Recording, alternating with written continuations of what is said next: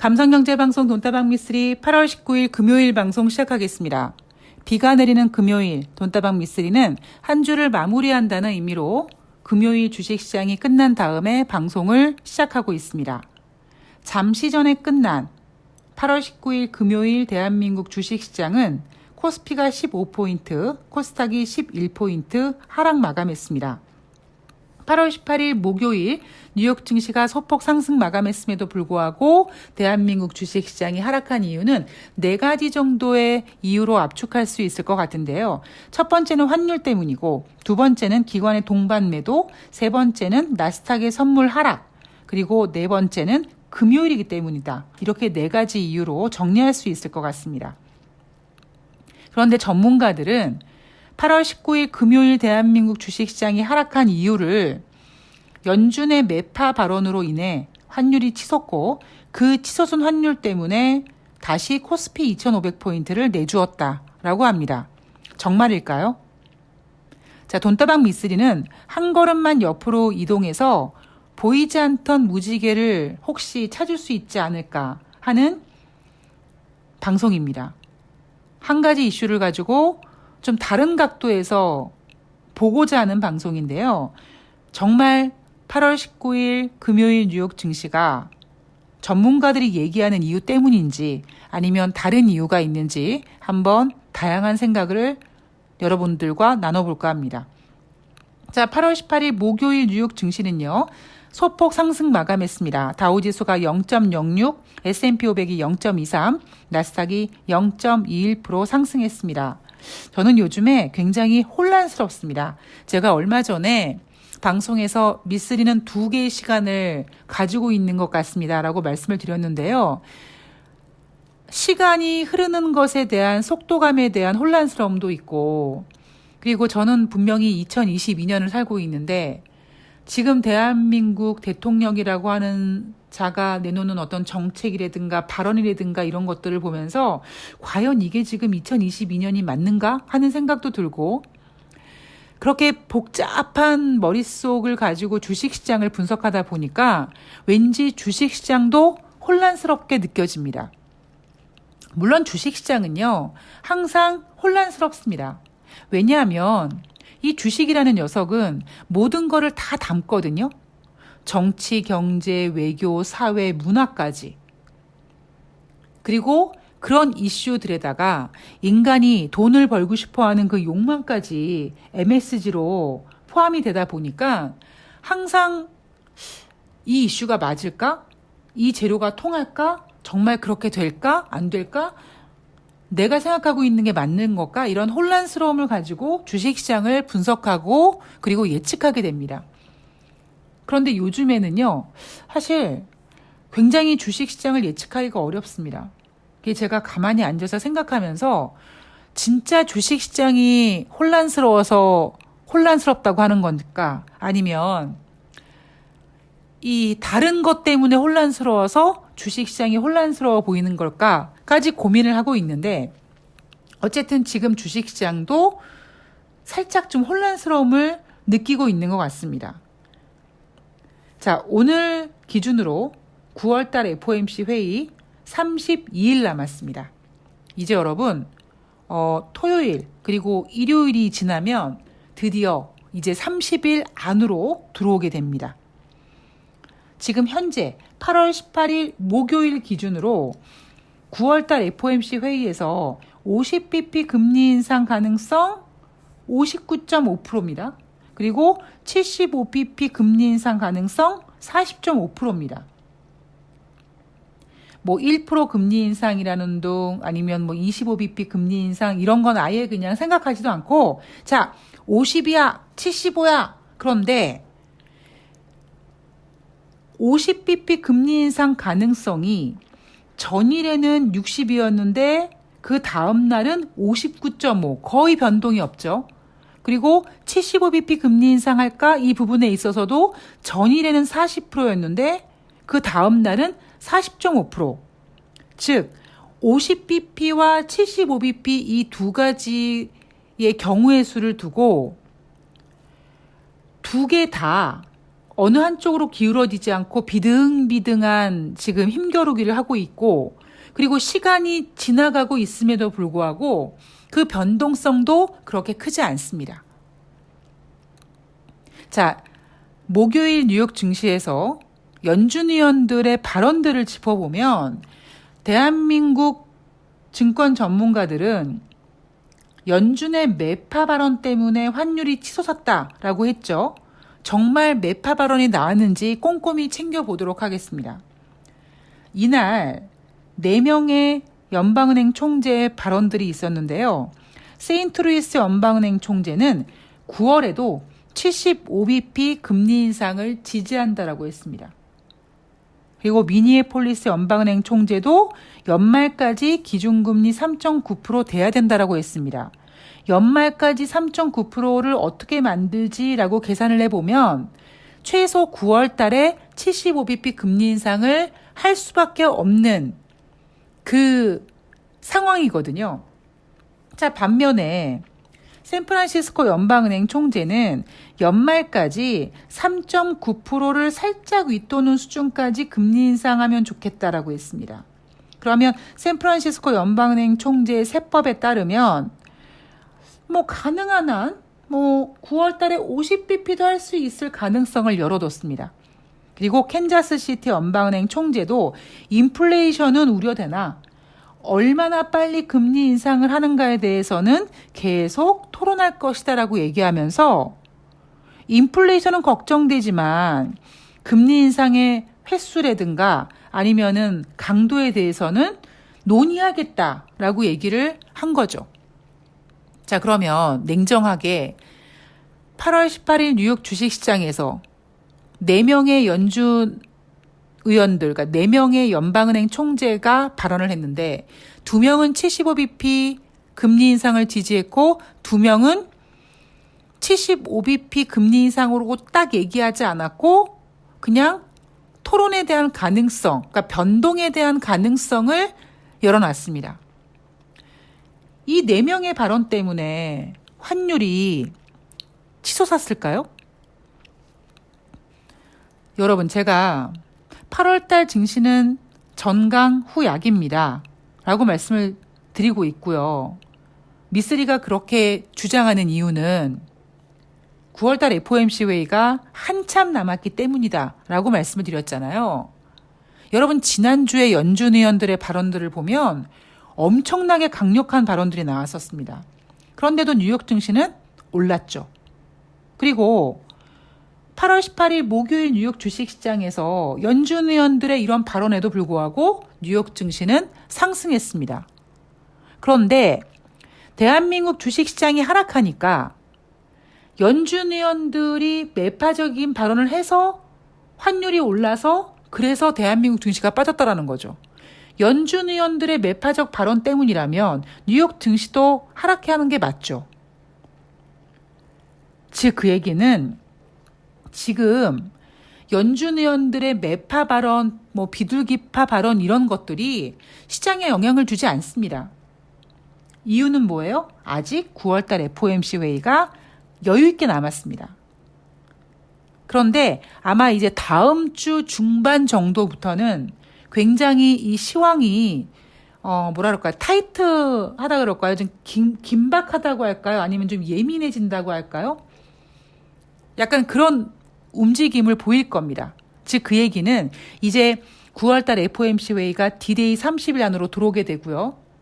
9월 10일 정도에 연준 의원들이 이제 발언을 못하게 되는 블랙아웃에 돌입을 하니까 9월 10일까지 연준 의원들의 발언에 대해서 주식시장이 굉장히 이렇게 흔들림을 보일 거예요.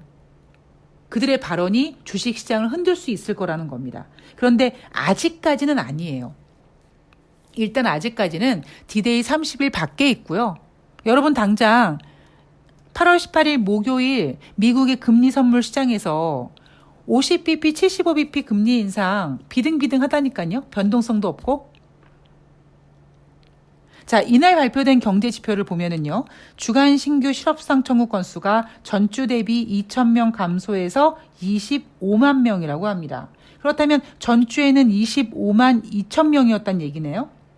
그런데 제가 일주일 전에 26만 명이라고 말씀을 드렸습니다. 그러니까 이거는 지금 굉장히 수정을 통해서 변동폭이 굉장히 크지만 제가 확실하게 말씀드릴 수 있는 거는 얘네들이 26만 건 위에 있어요. 즉 그 얘기는 주간 신규 실업수당 청구 건수가 이제는 30만 건에 가까워지고 있다라는 거고, 그리고 조 바이든 대통령이나 제롬 파월 연준 의장이나 제니 옐런 재무장관이 고용이 좋아라고 얘기하지만 그 고용이 좋은 이유가 제가 다른 이유를 말씀드렸죠. 그러니까 그 부분에 대해서도 이제 생각을 해야 될 때입니다. 8월달 필라델피아 연방은행 지역의 제조업 지수 6월달에 마이너스 3.3, 7월달에 마이너스 12.3 악화됐다가 이날 발표된 8월달 필라델피아 연방은행 지역의 제조업 지수는 플러스 6.2가 나왔습니다. 그러면 이 필라델피아 연방은행 지역의 제조업이 막 좋아지는 겁니까? 아니에요. 뭐든지 인생이나 주식이나 한쪽 방향으로만 계속 가는 게 없습니다. 그러니까 하향을 보이다가 이제 기술적인 반등으로 움찔움찔할 수 있는 거고요. 또 하나는 이 필라델피아 연방은행 제조업 지수 같은 거 이런 거는요. 최근 뉴욕 증시가 굉장히 강하잖아요. 그럼 이런 것들이 굉장히 쉽게 흔들릴 수 있습니다.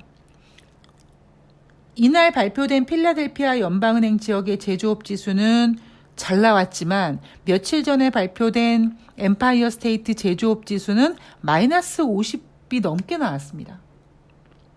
그래서 아직까지는 제가 오늘 아까 잠시 전에 뭐라고 말씀드렸냐면 좀 혼란스럽다라고 말씀드렸잖아요. 그러니까 경제 지표도 혼란스러운 거고요. 금리 인상도 혼란스러운 겁니다.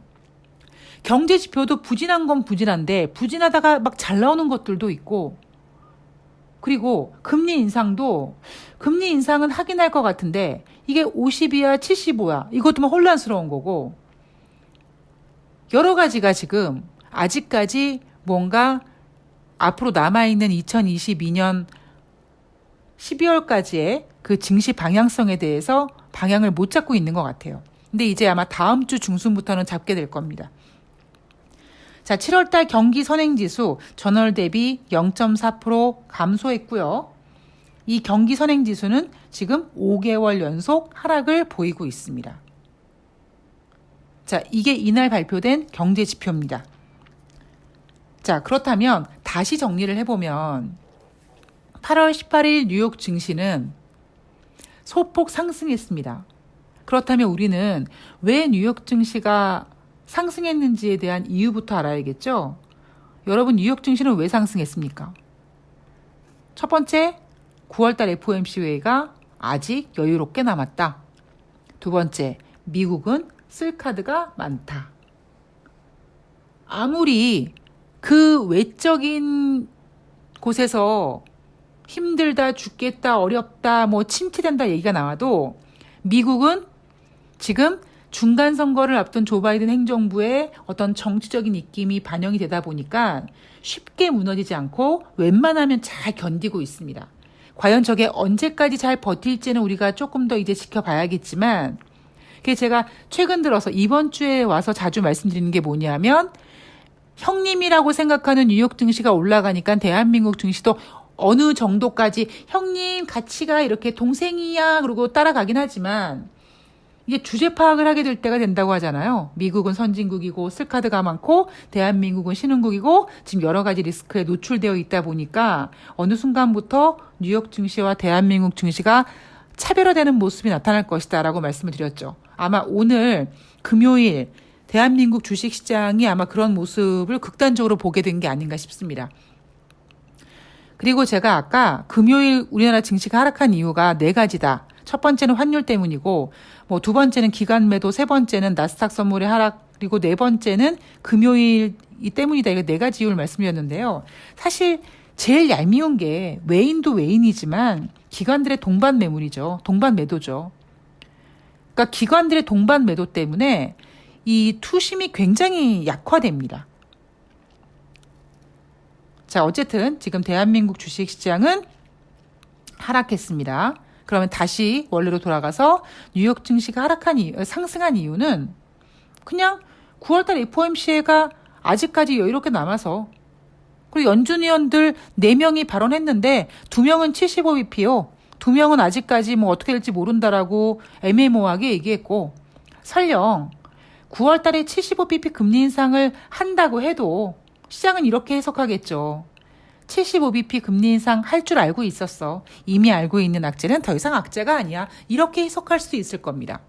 자, 발표된 경제지표, 주간 신규 실업상 채용 건수 전주 대비 감소했고요. 그리고 필라델피아 연방은행 지역 제조업 지표도 플러스로 전환됐고요. 대신 경기 선행지수는 지금 5개월째 하락했다. 경기 지표도 혼란스럽게 나오고 있고, 연준 위원들의 발언들도 혼란스럽고, 지금 뭔가 이렇게 방향성을 못 잡고 있습니다. 금리 인상 가능성, 금리 인상 가능 폭도 지금 굉장히 혼란스럽습니다.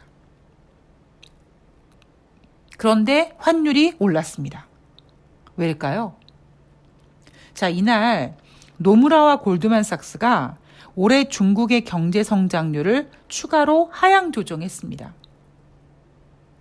저는 8월 19일 금요일 원엔달러가 상승한 이유가 연준의 매파적인 이유 때문이 아니라 안전자산으로서 달러가 강세를 보인 거라고 생각을 합니다.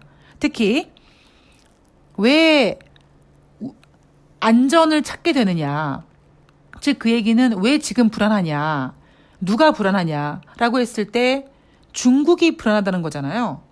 노무라랑 골드만삭스가 야, 중국이 불안해라고 얘기한 거잖아요. 그러다 보니까 상대적으로 미국 달러에 대한 안정감을 찾게 된 거고, 그래서 미국 달러가 안전자산으로서 인한 상승한 겁니다. 자, 제가 얼마 전에 이런 얘기 드렸잖아요. 이제 금값도 안전자산으로서 이제 가치를 다시 가치를 얻게 될 것이다, 이런 얘기 해드렸습니다. 그런데 여러분, 그런 게 있어요. 예를 들면 금 같은 경우는 뭐 금이나 유가나 뭐 주식이나 1명, 2명이 이렇게 투자하는 게 아니잖아요. 워낙 많은 머릿수들이, 많은 자금들이 움직이다 보니까 하나의 쏠림 현상으로 확 돌아갈 때 마치 해물파전 뒤집듯이 이렇게 팍팍 뒤집히지 않습니다. 혼란스러워요. 제가 이런 거를 아마 이렇게 표현해 드렸어요. 주식이 그러니까 작전하기 직전에, 작전으로 인해서 급등하기 전에 횡보를 쭉 합니다. 옆으로 계속 기어요. 기다가 어느 순간부터 거래량도 좀 는다든가, 거래량이 살짝 는다든가, 아니면은 뭐 이 차트 움직임이 그동안은 마치 바닥에 붙어있는 껌처럼 딱 붙어있는 것 같은 느낌이었는데 어느 순간부터 마치 앞정을 거꾸로 놓은 것처럼 위로 삐죽하기도 하고 아래로 삐죽하기도 하고 이런 그림이 좀 바뀝니다. 그러니까 그러한 모습 속에서 슬슬 이제 방향을 바꿔가는 거거든요. 제가 여러분들한테 여러분 금이 너무 싸지 않습니까? 라고 말씀드렸잖아요. 근데 그때 금값이 뭐 $1,700 후반대였다가 제가 그 얘기하고 $1,800 넘어가다가 다시 지금 $1,700로 내려왔습니다. 달러도 마찬가지예요. 자, 왜 이런 현상이 나타났냐면 달러 강세였다가 이제 금으로 넘어가는 그 과정에서 갑자기 그래, 이제부터는 달러가 안전자산이 아니야. 그러고 확 이렇게 그 투자 금액이 확 빠지는 게 아니라 점차적으로 넘어가는 겁니다. 그러니까 지금 현재는 금이냐 달러냐, 누가 더 안전하냐, 뭐 여기에 대한 시소 게임처럼 기싸움을 좀 하고 있는 거죠. 그런데 제가 미국은 쓸 카드가 많고, 그리고 어느 정도까지는 미국은 버틸 것이다라고 했잖아요. 뭐 중국의 어떤 문제, 아니면 유럽발 어떤 뭐 경제 침체 이런 얘기, 아니면 미국 내에서 주택 지표 같은 것들이 크게 꺾여서 지금 주택담보대출 같은 경우 5%가 넘어간다고 하는데 혹시 이렇게 주택시장이 위축돼서 2008년도 서브프라임 모기지 사태 같은 게 다시 일어나는 거 아니야? 이런 공포감이 생겨서 뉴욕 증시가 다시 꺾이기 전까지는 미국은 견고하게 버틸 거란 말이에요. 그런 버티는 과정에서 중국 경제가 안 좋다라고 하니까 금보다는 달러가 더 안전해 보이기 때문에 달러가 강세가 된 거고, 금도 지금 나 안전자산 대표주자야라고 이제 스멀스멀 고개를 들고 이제 움직이고 있습니다. 그러니까 지금은 미쓰리 네가 금 안전자산이라고 했는데 왜 아니야? 라고 딱 단정 짓지 마시고요. 지금은 달러에서 금으로 넘어가는 그 과정에서 이제 천천히 넘어가는 과정에서 아직은 좀 이렇게 기싸움을 하고 있는 거죠. 자, 정리를 좀 하자면 8월 18일 목요일 뉴욕 증시에서 연준 의원들이 매파 발언한 거 아닙니다. 그리고 설령 세인트루이스, 미니애폴리스, 샌프란시스코, 캔자스시티 연방은행 총재 이 4명 모두 9월 달에 75bp 금리 인상 해야 돼라고 얘기해도 뉴욕 증시는 크게 빠지지 않았을 겁니다. 왜냐고요? 9월달 FOMC 회의가 아직까지 한참 남았거든요. 뉴욕 증시는 올릴 수 있을 때까지 버티고 올리고 강세를 보일 겁니다. 하락해도 아름다운 조정이요, 소폭 하락일 겁니다. 그런데 문제는 미국은 저렇게 쓸 카드가 많고 견고하니까 가는데 대한민국 주식시장은 이제 허접하다 보니까 미국처럼 움직이지 못하죠. 연준의 매파 발언 때문에 달러가 강세가 된 게 아니라요. 노무라와 골드만삭스가 중국의 경제 성장률을 추가 하향하다 보니까 경기 침체를 걱정한 투자자들이 안전자산 선호 현상으로 달러 강세가 나타난 겁니다. 달러 강세로 대한민국 주식시장은 외인 매도, 거기에다가 기관 매도까지 쌍그리 매도로 우리나라 증시는 하락한 거고요. 그리고 또 하나, 다음 주 8월달 FOMC 회의는 없지만 대한민국 금통위는 있습니다. 제가 여러분 금리 인상은 주식시장에 호재가 아닙니다라고 하잖아요. 연준의 금리 인상이 대한민국 주식시장의 호재가 아닌 것처럼 대한민국 금통위에서 금리를 인상하게 되면 당연히 주식시장의 호재가 될 수 없죠. 이번에 금통위가 금리를 인상할지 동결할지 모르겠습니다만 지금 현재 미국과 우리나라가 금리가 역전된 상태거든요. 그런데 아마 금통위에선 굉장히 신중할 겁니다.